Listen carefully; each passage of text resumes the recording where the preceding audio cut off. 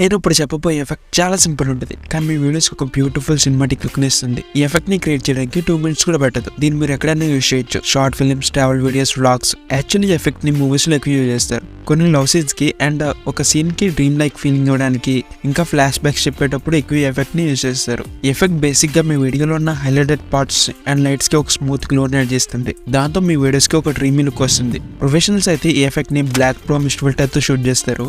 Black pro Mist filter అంటే camera lens కి ముందు అటాచ్ చేసే ఒక ఫిల్టర్. బట్ ఇక్కడ ప్రాబ్లమ్ ఏంటి అంటే ఆ ఫిల్టర్ కాస్ట్ కొంచెం ఎక్కువగానే ఉంటుంది. దానికి ఆల్టర్నేటివ్ టెక్నిక్ నే ఇది. సో ఇప్పుడు ఎఫెక్ట్ ని మొబైల్ ఎలా క్రియేట్ చేయాలో చూద్దాం.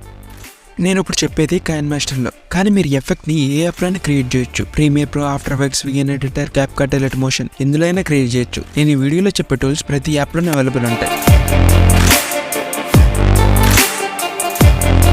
ఫస్ట్ గా మీరు క్యాన్మాస్టర్ ని ఓపెన్ చేయండి. మీరు ఏ ఫుటేజ్ కి అయితే ఎఫెక్ట్ ఇవ్వాలనుకుంటున్నారో దాన్ని ఫస్ట్ టైమ్ లైన్ లోకి ఇంపోర్ట్ చేసుకోండి. మెయిన్ లైన్ ని సెలెక్ట్ చేస్తే అక్కడ రైట్ సైడ్ టూల్స్ లో అడ్జస్ట్మెంట్ అని ఉంటుంది, ఓపెన్ చేయండి. ఇందులో సాచురేషన్ స్లైడర్ ని మొత్తం 100 తగ్గించేసేయండి. ఫుటేజ్ మొత్తం బ్లాక్ అండ్ వైట్ లోకి మారిపోతుంది. నెక్స్ట్ కిందకు వచ్చి గామా అని ఉంటుంది, దాన్ని 100 పెంచండి.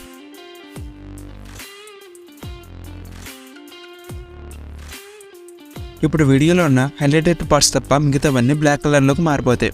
నెక్స్ట్ కిందకి వచ్చి ఎఫెక్ట్స్ లో బేసిక్ ఎఫెక్ట్స్ లో గాషియన్ బ్లర్ అని ఉంటుంది, దాన్ని యాడ్ చేయండి. ఈ బ్లర్ ఎఫెక్ట్ ని ఫుటేజ్ మొత్తం ఉండేలా అడ్జస్ట్ చేసుకోండి. బ్లర్ స్ట్రెంత్ ని 2 గాని 3 గాని పెట్టండి, అంతగానే పెంచొద్దు. ఇప్పుడు వీడియోని మొత్తం ఎక్స్పోర్ట్ చేయండి.